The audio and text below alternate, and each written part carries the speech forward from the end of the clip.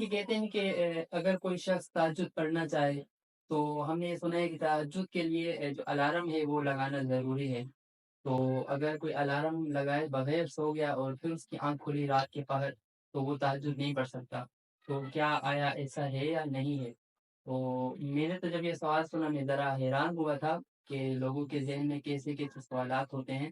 بہرحال کوئی بھی سوال ذہن میں آ سکتا ہے اور سوال کرنا برا بھی نہیں ہوتا۔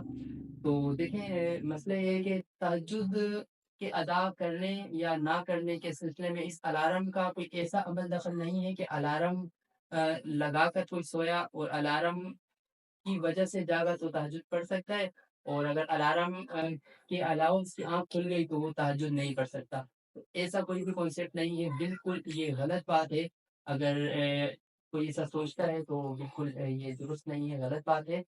البتہ اتنا ہے کہ کوئی شخص جو ہے وہ جیسے ہی رات میں سو گیا، نماز عشاء کے بعد نماز عشاء ادا کی اور نماز عشاء کے بعد کسی وقت بھی سو گیا، تو اس سونے کے بعد چاہے اس نے رات میں جاگنے کے لیے تہجد کے لیے کوئی الارم لگایا ہو یا نہ لگایا ہو، دونوں ہی صورتوں میں جیسے ہی رات کی کسی بھی پہر اس کی آنکھ کھلے گی تو وہ اس وقت تہجد پڑھ سکتا ہے۔ یعنی رات کو نماز عشاء پڑھ کر سونے کے بعد کسی بھی وقت جاگے تو اب وہ تہجد کی نماز پڑھ سکتا ہے فجر سے پہلے پہلے۔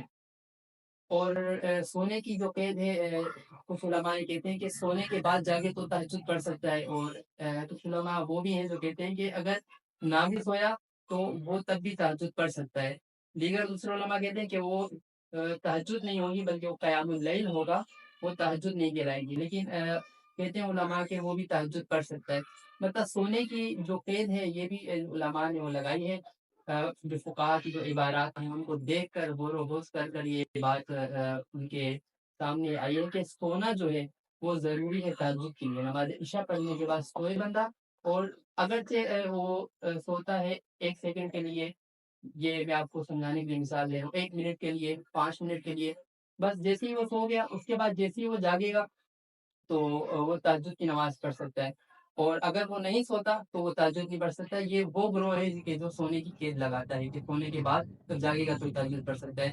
دیگر جو علماء ہیں وہ یہ کہتے ہیں کہ اگر کوئی سوتا نہیں ہے، جاگتا رہتا ہے، بعض حضرات ہوتے ہیں ان کو نیند نہیں آتی، کسی بھی وجہ کی وجہ سے ہو سکتا ہے، تو اگر وہ تہجد پڑھنا چاہے تو وہ بھی پڑھ سکتا ہے۔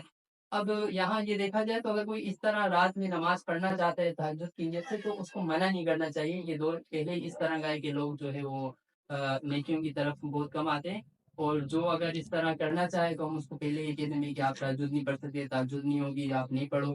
تو یہ ایک مناسب بات نہیں، وہ اگر پڑھتا ہے تو وہ پڑھ لے۔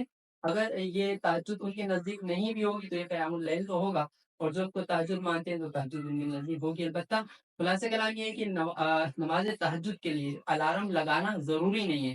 ایسا نہیں ہے کہ کوئی الارم لگائے اور اس الارم کی وجہ سے جاگے تو اب وہ تہجد پڑھ سکتا ہے، اور اگر الارم کے بغیر ہی کوئی سو گیا الارم لگائے بغیر اور اب اس کی جو آنکھ کھل یا کہ کسی نے اگر نماز تہجد کے لیے اس نے الارم لگایا لیکن وہ الارم بجنے سے پہلے اس کی آنکھ کھل گئی تو اب وہ تہجد پڑھ سکتا ہے۔ اگر آپ ہمارے یوٹیوب چینل پر نئے ہیں تو یوٹیوب چینل کو سبسکرائب ضرور کر لیجیے گا۔ اگر ویڈیو اچھی لگی ہو تو اسے لائک بھی کر دیجیے گا، دوسرے دوستوں تک بھی اسے شیئر کیجیے۔ اگر آپ کا بھی کوئی سوال ہے تو آپ ہمیں اپنا شریف سوال پوچھ سکتے ہیں ہم سے، تو انشاءاللہ